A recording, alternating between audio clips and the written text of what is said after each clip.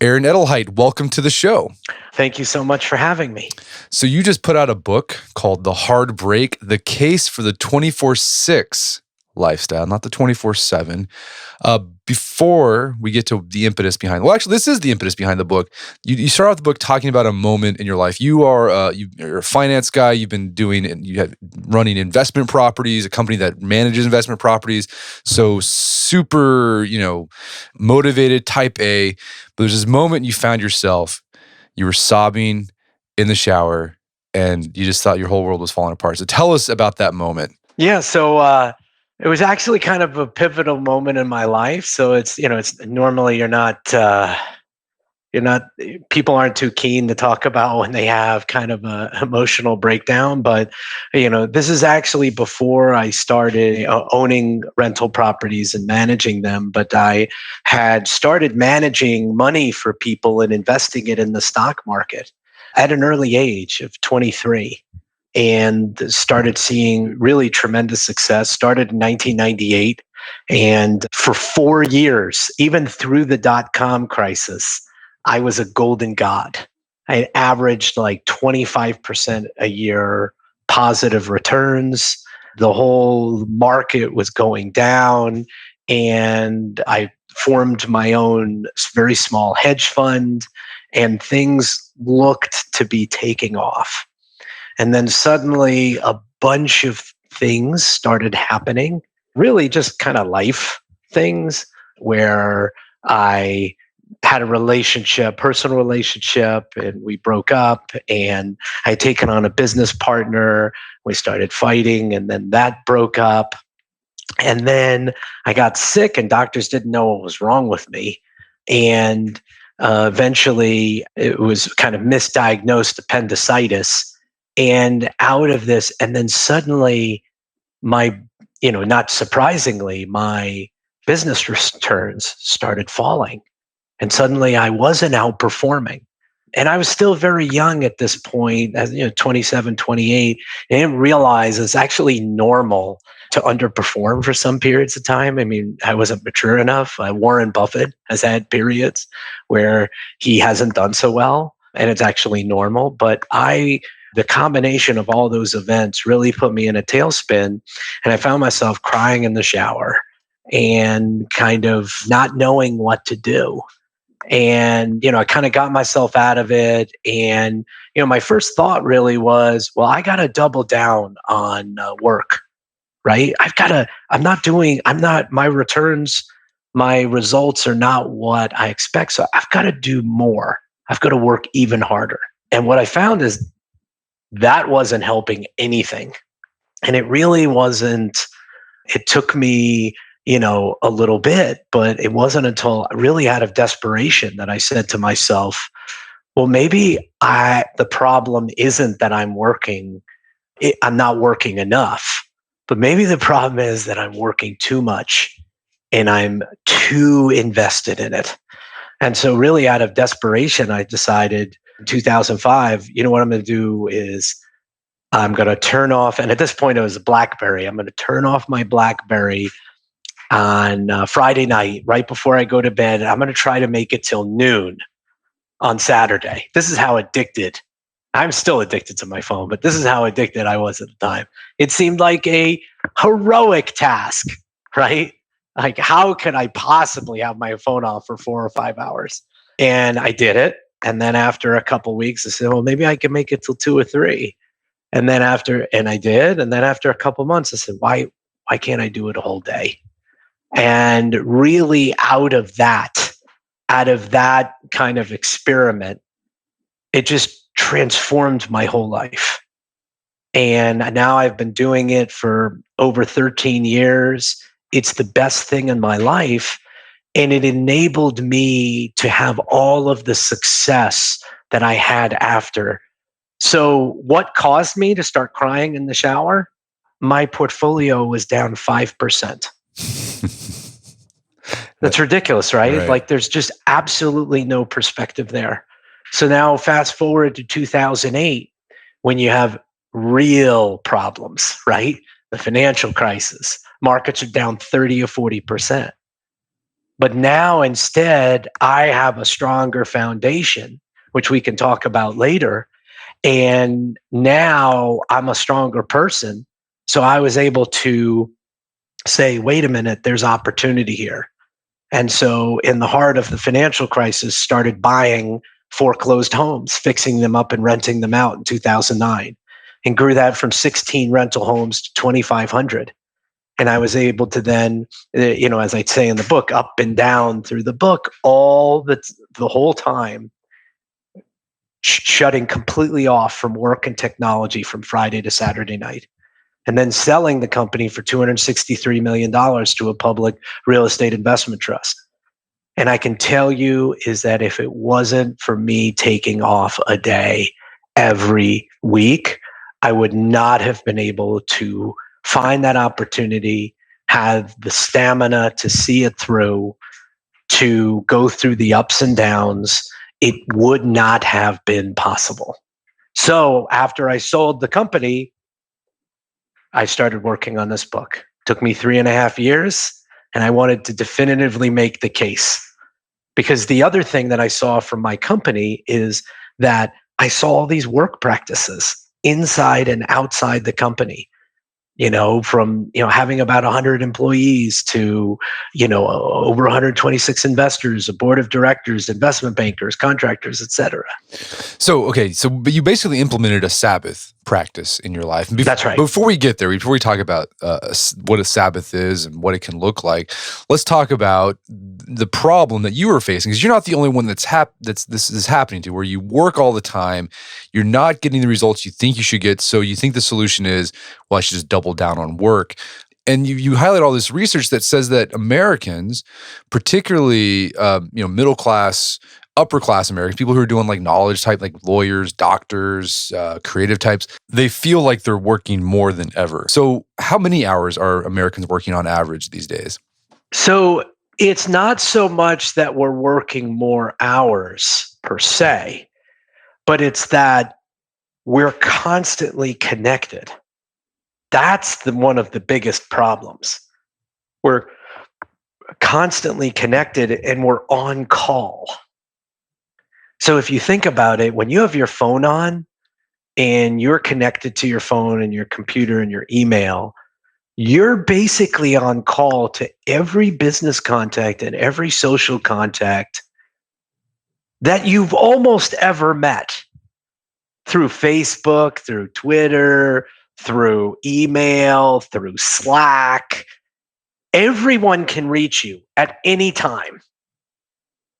And our brains are addicted to the point to check it. We may not immediately respond, but everyone has access to us. The research is very clear. We are not made to be on call every waking moment of the day. And it's an absurd comment. It's an absurdity. Like, right? Like, why would we allow that? How could that possibly be good? And one of the reasons I spent so much time working on the book is there's 200 footnotes in this book. I had to remove dozens because my editor told me, you're not writing a scientific paper. The evidence is overwhelming that what we're doing to ourselves, from a mental health, happiness, creativity, productivity, it's not working. And we know this, right? We intuitively kind of know that something's wrong. And we see it in society as well. People are more anxious. There's an anxiety epidemic going on. People are angrier. We're arguably living in the best time ever to be alive, in terms of health, in terms of lifespan, in terms of violence, in terms of opportunity. There is inequality. It doesn't mean that it's all wonderful, but if you look in the vast history, we should be dancing in the streets by how good the world is, but we're not acting like it. No, yeah, for sure. And I mean, there's emotional, psychological consequence. You talk about the physical health consequence of us constantly being connected and constantly, you work, like you might not work more hours, but like, it's just like you're always constantly checking in, like it's sucking up your bandwidth. There's also like physical health consequence, like you experienced something like that. Oh yeah, no. Well, would you want an 80% increase in coronary risk? Right. No, yeah. All you have to do is work more than 10 hours a day. That's according to 50 years of research. And it's really bad for women. Women who work an average of 60 hours a week are 3 times as likely to develop heart disease, cancer, arthritis, and diabetes. There's a link between long work hours and depression, heart disease, type 2 diabetes. You're more likely to become an alcoholic. Then just think about injuries.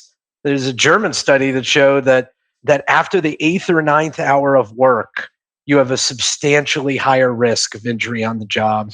You're more likely, if you work more than 12 hours a day or more than 40 hours a week, to have neck, shoulder, and back disorders. The world WHO, the World Health Organization, estimates that health, mental illness, and substance abuse cost employers something like $100 billion a year. Like, this is all translating into, and then the problem seems to get worse. So the average stress level is, for millennials on a scale of 1 to 10, it's 5.4. And for boomers, it's 4.7. And for the older generation, it's 3.7. So like, and then you look at in college health clinics are being overrun with mental health cases. It's growing by double-digit percentages every year. The number one way that middle school kids die is from suicide. Used to be car accidents. Like, so a lot of the stuff is just like, whoa, like there's not only physical, but there's this really mental consequence of overworking, of being connected all the time, and it's that we're not built and set up for this. And it's like anything. It's not, this doesn't mean that you just, go back to using like a rotary phone, right? It's just that anything taken in its extreme is not going to be good.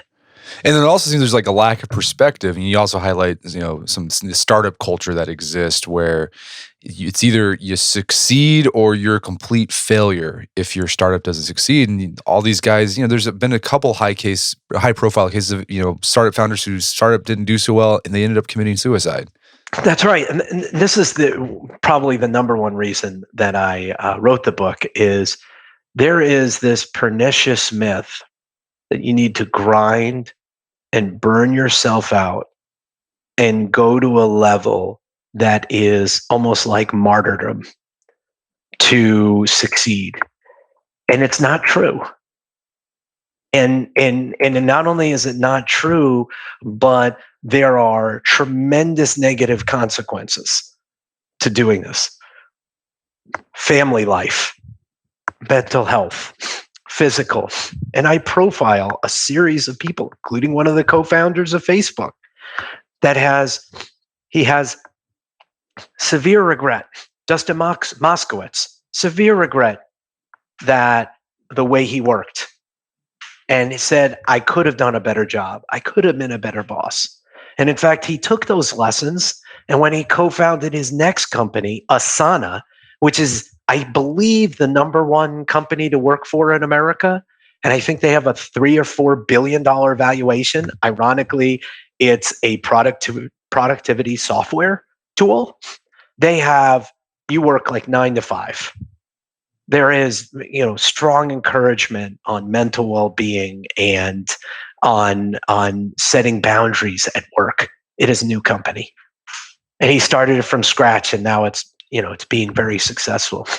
There are a number of people in this and companies throughout the book, as you know from reading it, that profile that they either burn themselves out, which they hadn't, or what they've done is they're super successful because they take a Sabbath. Well, and so, that's the other interesting. So there's not only health, both physical and psychological consequences of overworking, but like you show the research, like actually working more makes you less productive. Like it does the exact opposite of what you'd think it would do. That's exactly right. And what happens is that there's, this isn't surprising if you think about it. Look, if if I needed to work on a project and I'm on a deadline, can I for a week or two grind it out and really put in the Superman type hours and get it done? Yes, absolutely. But if research has shown that you keep that up for more than a month or two, and your productivity starts to decline. And then eventually it starts declining further than if you just worked 40 hours a day. And one of the more interesting things that I profile in the book was the Stanford researcher who found extensive details in World War One. And why this is so interesting is, so World War One breaks out, and Britain needs to compete with the German war machine and produce more munitions. And so they had started implementing all these positive labor rules to protect the workforce after the Industrial Revolution. But war breaks out and they said, hey, sorry, this is life or death. They took away all the labor rules. And they start producing munitions, but it's not enough. So they form a commission and they say, commission, we want you to look into the data and we want you to do a survey and let us know, how do we produce more munitions? And so they did a detailed, they grabbed every piece of data they could. And they came back with a pretty shocking recommendation. And that was that workers needed to work less and not more. And they found that the best workers were those that not the ones who worked 7 days a week, but those that worked 6 days a week and had a Sunday Sabbath were the most productive. And what they found is that the longer that people worked the 7 days, the more likely they were to get injured, the more likely they were to make a mistake, the more likely they were to get sick, to get tired. And so, this was, this type of study has been repeated a number of times. And it's not so surprising. And now what I argue is the Sabbath, an institution that has been around for thousands of years, is arguably more important today than it's ever been. Because if you think about it, our brain is a muscle just like anything else. And we're constantly plugged in. And we're constantly connected and we're constantly using it. And what's happening is we're not giving our brain a break, and we're having a lot of negative mental health aspects that we've already talked about. But on the other side, why are we doing it? We're doing it because we want to achieve more. We want to be more successful. We want to, we want to provide for our families, right? Well, an interesting thing, and this is what's so fascinating after doing a deep dive in this, is that you have a tradition that's thousands of years old. The latest in neuroscience shows that when you're relaxing, when you're not actively engaging your brain, there's a part of your brain that goes into overdrive, and that's called the default mode network. Now, what does the default mode network do? The default mode network takes in the information and the experiences that you have, processes them, and tries to form patterns. So what does that mean? You ever have the proverbial idea in the shower? Or you're ever going for a walk and all of a sudden a solution to a problem hits you? That's the default mode network. And so what does that mean for today? How do you be successful today?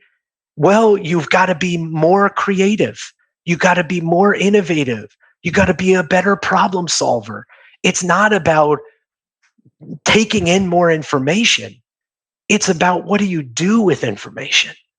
And so if you're not giving yourself a break, you're not giving your brain a break, you're actually hurting your chances to succeed in today's world.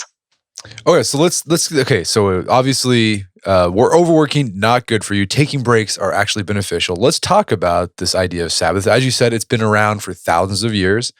You are Jewish, but at the time you weren't practicing. You weren't very observant. But then you had that moment in the shower, and then you doubled down. That didn't work, so you started implementing, because you started on Friday night. That's typically when Jewish people start their Sabbath, not using your phone. So for our listeners who aren't familiar, can you walk us through like what the Jewish Sabbath observant is like? What does that look like? So it's different for different Jews. And so mine is, the Jewish Sabbath is from sundown Friday to sundown Saturday. Christian Sabbath is on Sunday. What I use my Sabbath to do is Friday night, I turn off my phone. I turn off my computer. I turn off my laptop. What I try to do is not talk about work or do any work on that Saturday, on that Friday night to Saturday. Now, personally, I will drive somewhere. I will watch TV. But because I have 3 small children, it's more likely to be Frozen or some other like Pixar type movie or Bubble Guppies or something. But I won't watch anything on business or politics. And if I drive, it'll go to meet friends. And that is my Sabbath. What I'll try to do is go for a hike. One of my favorite things is taking a nap. It literally makes me feel like a king. I love it.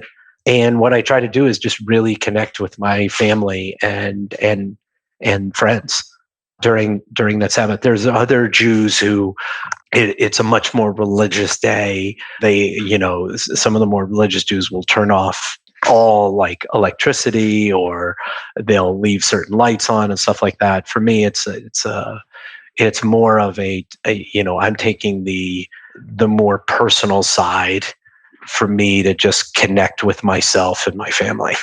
And besides Judaism and Christianity, are there other religions that have a practice of taking a break from work? Well, I know that just inside, Christianity, like Mormons also do it. And I believe I didn't do so much research in this, but there is a Buddhist day, kind of like a inner calm kind of rest day that happens a couple times a month. But my focus has just been what works on me. And the reason I called the book The Hard Break is what I do is it's taking the concept of the Sabbath and showing a bunch of different ways that people do it. And so I don't believe it's necessarily a Jewish or Christian thing. The idea is born out of this, but I profile, like there's some people in the book that what they do is, there's a lot of peer pressure at work to, stay at work and work long hours. And some people say, hey, at 5 p.m., I'm done and I'm not reachable. And they go pick up their kids. They may, play sports with them, help them with their homework, have a meal together, put them in their room, put them to bed, etc. And then they turn back on 8:30. And so their hard break every week is that 3.5 hours. I don't think it's ideal. I think it is good to have a whole day. In fact, research has shown that cortisol, which is a marker of stress in your body, that it takes about 24 hours if you have elevated levels of cortisol for it to return to normal. Like, it's really interesting to find all this research that just kind of ties back into, the idea of taking a whole day. But there are different ways to practice it. And it doesn't have to be religious. Like Brad Feld, for example, one of the most prominent venture capitalists, one of the most successful, his is strictly a secular digital Sabbath. So there's no religious connotation to his day of rest. So yeah, let's talk about some of these people you highlight, because a lot of people are afraid of taking that break from work, whether it's just turning off the phone or just not being reachable, because they think it'll put them behind the competition. But yeah, you highlight several successful business people who have made taking complete time off once a week part of the routine. So you mentioned that just the gentleman just now. You also talk about Clay Christensen, the guy who wrote The Innovator's Dilemma, practicing Mormon, and for his entire career, even when he was working at a consulting company, he didn't work on Sundays or Saturdays. Yeah, no. So this is what's really interesting is that it's very important. The Sabbath isn't broccoli. It's not like a vegetable you have to take. This is, to me, it's ice cream. I get a vacation day every week. And not only do I get a vacation day, but this vacation day, it has been the key to my success. So what I wanted to do is not only share all the research, the overwhelming amount of research that shows how how it doesn't work, how we're working doesn't work, and how bad it is for you, but I wanted to profile people that are not only doing it but say that it is the key to their success. Like Brad Feld, prominent venture capitalist, said he's doing the best work he's ever done since he implemented this. You mentioned about Clayton Christensen and all of the success that he has done, has seen. Think of the best example is Chick-fil-A. Oh yeah, I love Chick-fil-A. Yeah, they're closed every Sunday. How many times do you drive by a Chick-fil-A on Sunday and go, "Oh, I wish they were open." Like, right? But they're closed every Sunday. The average Chick-fil-A does 4 times the revenue of the average KFC, even though KFC is open every day. They're about to be the third largest fast food company in the country, and they do $9 billion in sales. And if you talk to the executives of Chick-fil-A, they say the key to their success is the Sabbath. And I profile in the book why and how all of their practices in their company kind of flow down from this idea that everyone gets a day off. They are more successful because of it. And you mentioned Clayton Christensen. When he first started his career, he was at Boston Consulting Group, who kind of frowned on taking a day off. You think about consultants, they're working all the time. It's a very tough job. You have to travel as well. And so it's interesting to profile Clayton's story, where in the 60s or 70s, he was struggling at Boston Consulting Group, and he stuck to his Sabbath practice, to the Boston Consulting Group of today, because the Boston Consulting Group reached a level where the senior partners were like, "We're having a problem retaining employees.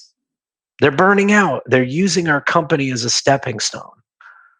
And how do we retain our employees? How do we have them see that this is a place to stay?" And so a Harvard professor came in and said, "Hey, I'd like to start an experiment.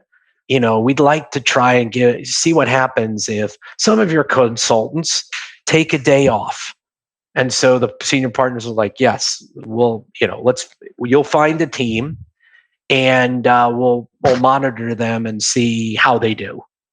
And so the Harvard professor tries to go in and can't find anyone who wants a day off, which is kind of totally absurd. If you and I were to take a time machine of any time 20, 30 years ago, 50 years ago, 100 years ago, and you were to come in and say to a person, "Hey, I want you to take a paid time off and not work." The average person in the past would be, "Yes, that sounds amazing." But only today, when it's like, "No, no, I can't do that. It's going to hurt my career." Or it just looks bad, right? Like Yeah, it's it'll like you're look you're bad. you're an It'll hurt immoral my. person, right? Like a less Yeah, virtuous person if you take time off. yeah, that's exactly right. So eventually, the senior partners have to intervene. They find one team, and what happens? Well, this team starts saying, "My God, I feel so refreshed. Yeah, this is really wonderful. I'm having these new ideas." And then they start talking amongst each other and say, "Hey, why are we having that 3-hour meeting? Can it be 30 minutes?" And then people start backing each other up, and they start saying, "Oh, now I understand why this person does the job this way." And they start working better together. And what happens? They're more refreshed, they have better ideas, they're more efficient, and they're working better together. What is the quality of their output? Substantially better. All of a sudden, other people in their office said, "Wait a minute, they look happier. How do I get in on this?" And so the senior partners say, "Whoa, there's something really here." And so they did something, very enlightened, which is to say, they went in and they said, you know what? We're going to roll this out to the entire company. But of course, and you got to love this, only consultants, they come up with a name about this. They say, we're going to call this predictable time off. I call it the Sabbath. Yeah. They're like, we invented. And Boston Consulting Group is like the number 3 or number 4 best company to work for. Retention in the company has surged, employee satisfaction, and they're absolutely benefiting from this, from the qualitative output to inside the company, the quality of a work and life and the happiness of their employees. Well, speaking of that culture shift that's happened, you mentioned if you went back in a time machine 20 years ago and someone came to you and said, do you want time off? People are like, yes. But now it's like, no, like I'm going to work, I'm going to rise and grind, I'm going to hustle. Like that's the ethos today. But I mean, like I was talking to my wife about this, like 20 years ago, Office Space came out, that movie. Yes. And like that sort of, that's how people felt about work. It's like, well, if I had $1 million, I would do nothing. Like I don't want to work all the time. Now it's like, I don't think that would resonate with a lot of young people because they're like, well, of course you should always work. Work is amazing. And you should hustle and rise and grind. Well, I think that, what you have to look as to what's driving this. What's driving this is signaling. It's wearing it on a sleeve, or it's this, you look at other people that are doing it and they kind of enforce it. And it's all about looks and it's not about output. All we should care about are what are the results that we want.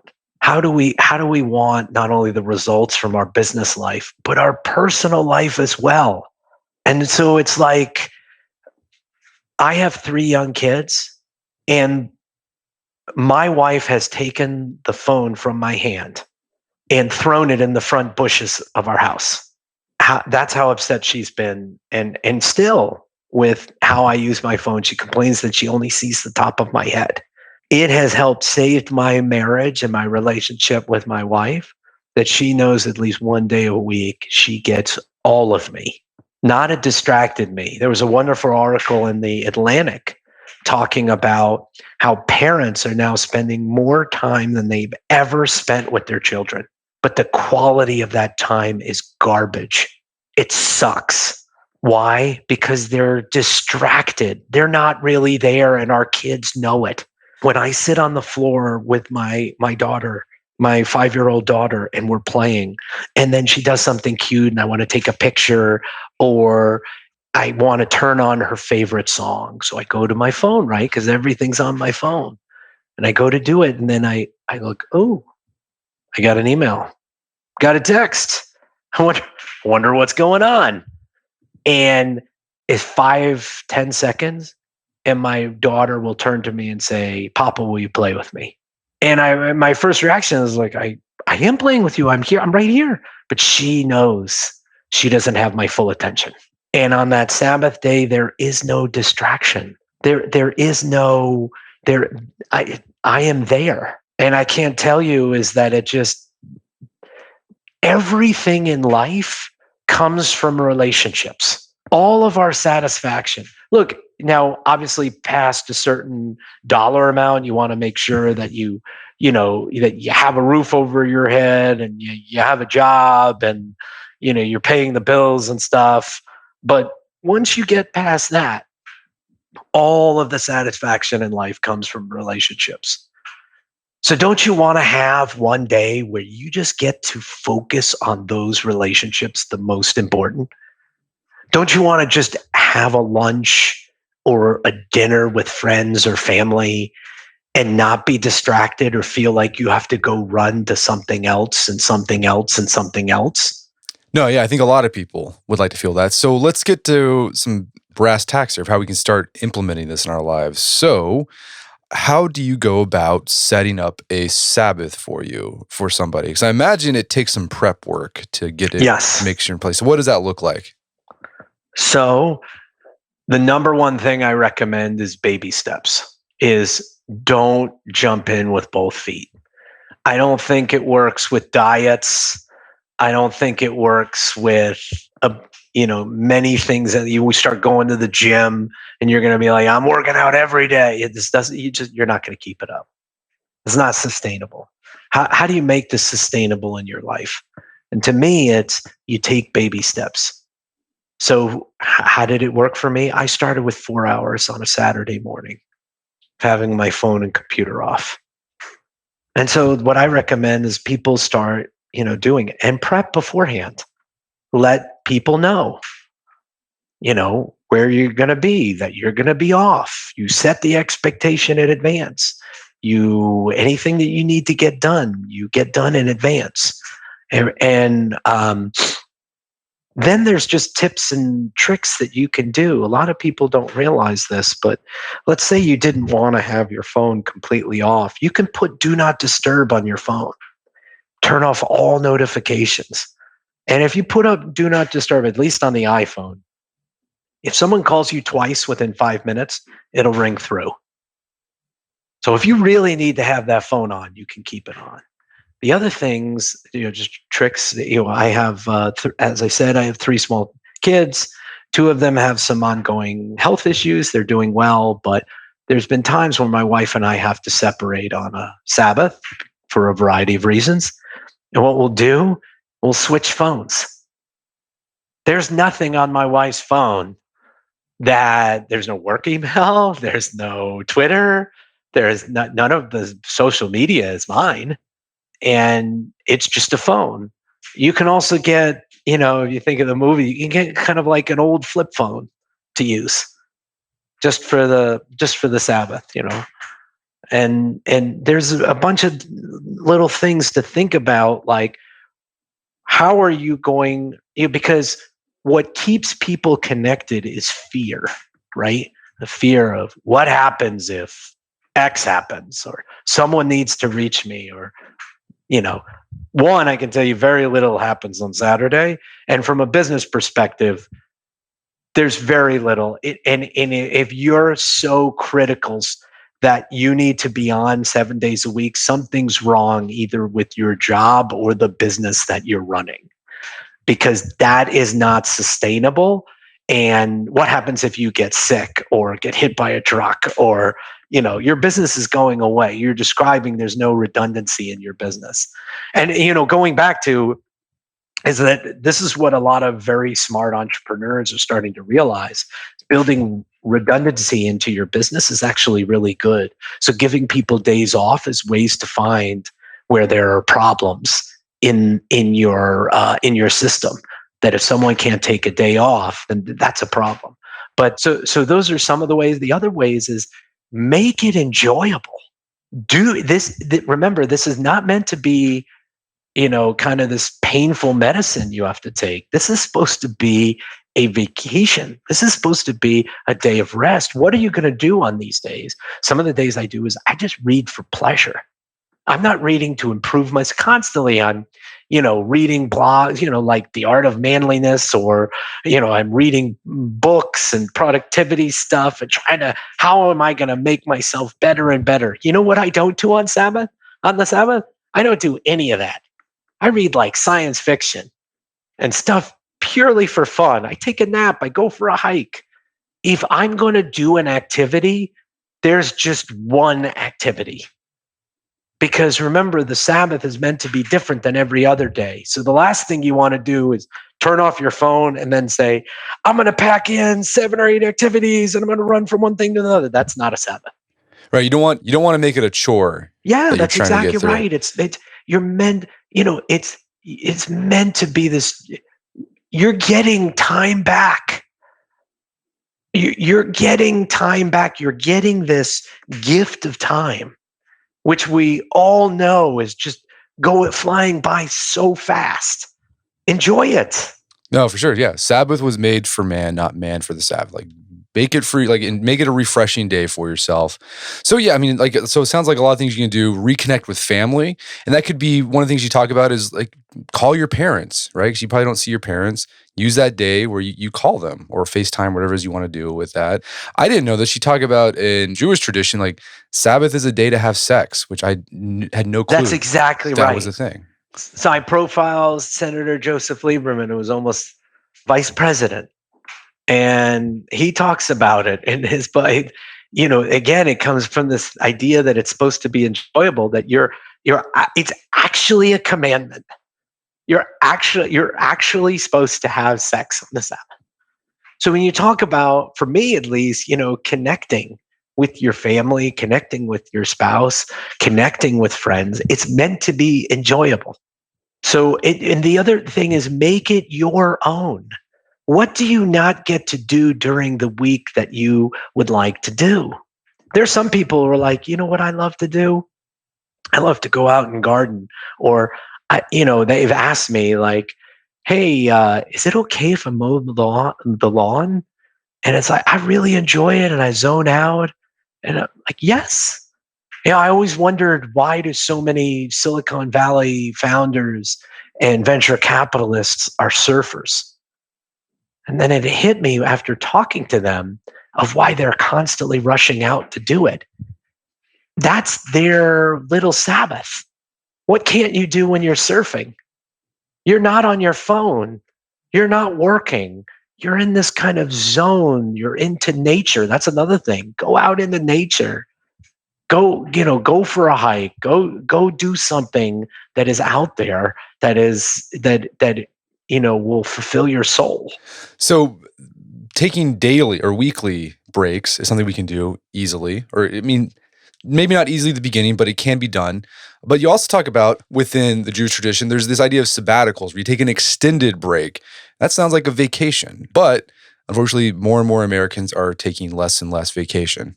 Yeah, that's right. Like, Americans gave up something like 700 million paid vacation days. And then you're reading in the Wall Street Journal articles about workations, where you bring your work on vacation. Now, we know from the research that this is not good. It's not good for you. It's not good for the business. It's not good for productivity. We know this. It's not good for your health. We know all of this. And yet people are doing it. And it's like, and they're giving up payback. And so what I do is I highlight in the book one entrepreneur, one successful CEO who's instituted something called paid vacations. He pays people to turn off on their vacation. It's a kind of an absurd thing. And it brings me back to one thing we didn't touch on was like sports. We can learn a lot from sports, because sports is actually moving in the opposite direction that business is moving in, because sports is studying the athlete's performance and realizing that hard breaks, are actually critical to peak athletic performance. So that's why you saw where the Chicago Cubs almost lost the World Series, because their reliever had almost thrown too many pitches. And you find that, rock climbers argue about, not whether you should take a break, but how many days is the right amount. You have you have NFL players who are saying, oh, well, JJ Watt for the Houston Texans during the season, he says that he tries to sleep 9 to 10 hours a day. You have LeBron James that once playoffs come, he institutes something called Zero Dark 30, who turns off all devices, turns off his social media, everything. Why? So he can focus and he can be present. Yeah, I think the reason, you talked about it earlier, the reason why Americans aren't taking paid vacations is they're afraid that if they do, they're like, a boss will find out that they don't really do anything, right? Like, the company won't grind to a halt without me. But as you said earlier, that's also a problem. If your company does grind to a halt without you, well, that's a problem too. Yeah, but it's not only that. I think they're trying to signal, hey, I'm a real company person. I'm committed to this organization. Look, I'm even responding on my vacation. And I don't think that's how. I think it's just signaling. But again, if you want to be more successful in your work and you want to rise in an organization or you want your company to rise, it's all about having the best ideas. It's solving problems.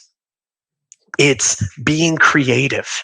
If you're constantly connected, you're not giving your brain the chance to be that person.